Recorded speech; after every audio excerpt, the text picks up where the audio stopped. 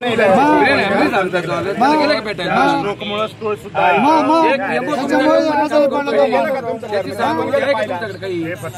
कमवायला आले पवार साहेब म्हणायला लागेल की तुम्ही एखाद्या पाहिला कर्मचारी जर काय मदत करायला आम्ही आर्थिक काय असेल त्याला मदत करायची व्यवस्थित करायचं समोरच्याला एकदम कार्ड दाखवलं तर गाडी मागे घे असं नाही दादा तुम्ही कार्ड दाखवा आम्हाला कंपल्शन केलेलं कार्ड दाखवलं तुम्ही एंट्री करायला कार्ड नसलं तुम्ही सांगू शकता दादा यांच्यासारखा जर फोन आला तर समजू शकतो पण की ही व्यक्ती इथली कोणीतरी असेल तर खरोखर गव्हर्नमेंट सर्वंट असेल कारण की ज्या नामांकित आणि प्रतिष्ठित व्यक्ती आहे त्या चुकीच्या गोष्टींचं समर्थन करतील असं मलाही वाटतं कशाला करू समर्थन करणार एकदा तुमच्या स्टाफला बसून व्यवस्थित ट्रेनिंग द्या बिहेवियर व्यवस्थित ठेवा म्हणावं तुमचं कोणती गाडी सोडायची कोणती नाही सोडायची हे तुमच्या स्तरावर बसून व्यवस्थित मिटिंग करा आणि ते रूल्स आणि रेग्युलेशन्स त्यांना सांगून द्या आणि इथे म्हणजे फलक पण लावा जेणेकरून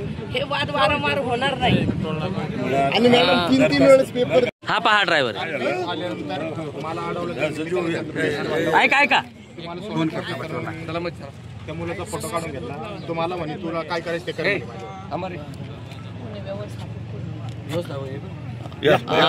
मॅडम आता सर्वांनी मागणी केली मनुष्यवधाचा गुन्हा त्यांच्यावर दाखल का करू नये नाही मनुष्यवधाचा नाही करता येणार ऑलरेडी त्या गुन्ह्यामध्ये जो आरोपी आहे तो आपल्या ताब्यामध्ये आहे त्यांनी कदाचित छानशा करणं गरजेचं होतं खरंच पेशंट आहे की नाही काय झालं मॅडम ते चुकीचं कदाचित त्यांच्याकडनं वर्तन झालं असेल पण त्यासाठी मनुष्यवधाचा गुन्हा करणं योग्य उचित वाटत नाही.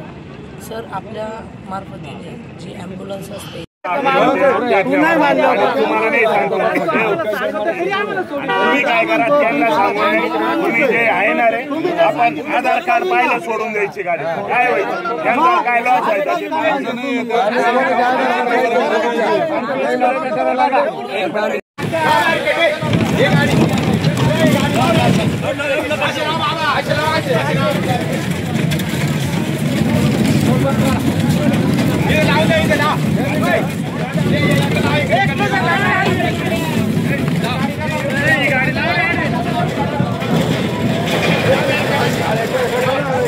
गाडी काढून दे रे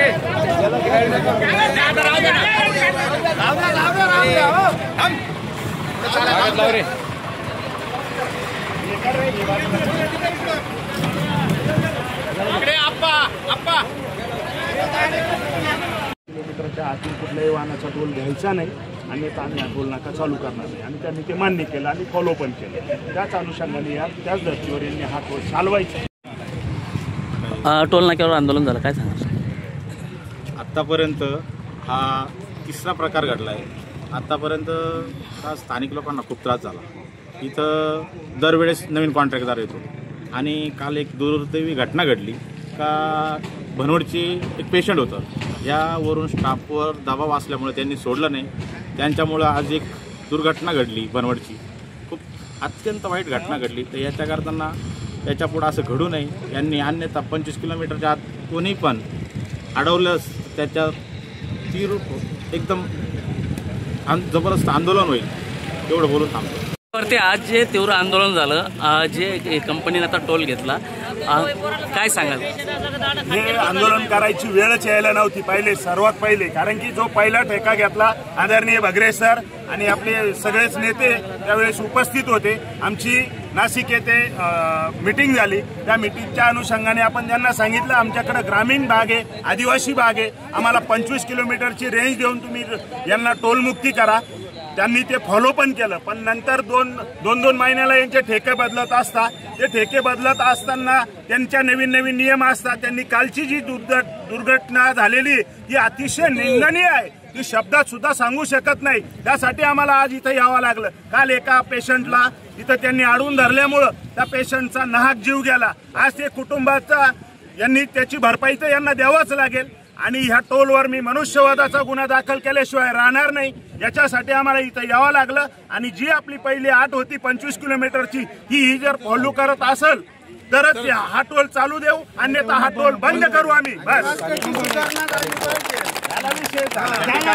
मागील काळात या ठिकाणी प्रशांत आप्पा कड, उत्तमराव जाधव, बाळासाहेब गडोजे, आदरणीय खासदार साहेब, NHIचे अधिकारी, PWDचे अधिकारी सर्वांसोबत या स्थानिक जे 20 किलोमीटरच्या आतील जे लोकप्रतिनिधी त्यांच्यासोबत नाशिक येथे गेस्ट हाऊसला बैठक झाली। त्या बैठकीत सरळ निर्णय झाला। त्या निर्णयामध्ये सरळ सांगितलं गेलं, त्या अधिकाऱ्यांनी सूचना केल्या की ज्या चाचडगावचा टोल नाका धरती असेल, चांदवडचा धरतीचा टोल नाका असेल, पिंपळगावचा असेल, शिंदपळशीचा असेल, जे टोल नाक्याच्या धर्तीवर 20-25 किलोमीटरच्या आतील लोकांना, स्थानिक लोकांना टोल मुक्त करण्याचे निर्देशने दिले होते। परंतु या ठिकाणी जे टोल नाके प्रत्येक महिन्याला कंपनी बदलते, तिथल्या स्थानिक लोकांना त्रास होतो। मी या टोल प्रशासनाला एकच सांगू इच्छितो, आमचा आदिवासी भाग आहे, आम्ही एकदम शिस्तप्रिय असणारे लोक आहोत। आम्हाला वाईट वळणाला जायला लावू नका, नाहीतर तुमची दमछाक केल्याशिवाय राहणार नाही। मी या ठिकाणी प्रशासनाला एकच विनंती करेल, आप्पांनी सांगितलं 25 किलोमीटरच्या आतील एकही गाडी, कार असो, पिकअप असो, इथल्या स्थानिक शेतकऱ्यांच्या गाड्या असो, सगळ्या मोफत सोडायच्या। जो कोणी इथं टोल प्रशासनावर शेतकऱ्यांना, शेतमजुरांना दादागिरी करत असेल त्यांच्याकडे आम्ही बघणारच आहोत आणि सरळ दांडा तोडून निघून जा, घाबरू नका, आम्ही सगळे शेतकऱ्यांच्या पाठीशी आहोत। आम्ही जे रस्ता रोको करत आहोत आतापर्यंत, काल आपण सांगितल्या पद्धतीने काल येथे एका व्यक्तीचा यांनी अँब्युलन्स अडवल्यामुळं प्राण गमावं लागला। तर प्रायव्हेट गाडीमध्ये असताना ती गाडी थांबवल्यामुळं त्या पेशंटला स्वतःचे प्राण गमावं लागले। याच्यानंतर अशा घटना जर घडत चालल्या तर फार तसं निंदनीय आहे। परंतु ह्या परिसरामध्ये स्थानिक लोकांचे इतकी इथं हाल होत आहेत, प्रत्येकाला इथं 10-10 मिनिट थांबावं लागत आहे। याच्यानंतर 20-25 किलोमीटरच्या आतल्या कोणाला इथं थांबवण्यात येऊ नये, त्यांना एक साईड खुली वाहतूक करण्यात यावी आणि दुसऱ्या बाजूने या टोलवरती स्थानिक लोकांनाच प्राधान्य देण्यात यावं। कारण इथे आतापर्यंत जे ओळखीचे प्रत्येकाला माहिती आहे की इथं 20-25 किलोमीटरच्या जवळचे कोण आहे, त्याच्यामुळे प्रत्येकाचा वेळ सुद्धा वाचणार आहे। अमूल्य वेळ प्रत्येकाचा घालून आणि इथं 10-20 मिनिट उभं राहिलं जनता ही रिकामी नाहीये, हेच मी इथं सांगू इच्छितो। आणि याच्यानंतर जर हे परत जर असं घडत असेल तर हा टोलच बंद करण्यात येईल। याच्यात सर्व शेतकरी एकत्र येऊन आणि हा 100% टोल सोडून टाकल्याशिवाय आम्ही राहणार नाही, हीच मी शासनाला विनंती करेन। प्रशांत अप्पा, बाकीची मंडळी जी जमलेली आहे त्यांच्या माध्यमातून सांगण्यात आलं की 25 किलोमीटर आम्हाला कुठल्याही वाहनाला टोल आकारणी करू नये। आम्ही या संबंधित नॅशनल हायवेला पत्रव्यवहार करू, त्यांच्या विषयाने जर जेही त्यांनी सूट दिली तर आपण त्या पद्धतीने पुढे जाऊ आणि जोपर्यंत ते सूट, ज्यापर्यंत पेपरवर्क येत नाही तोपर्यंत आपण त्यांना सूट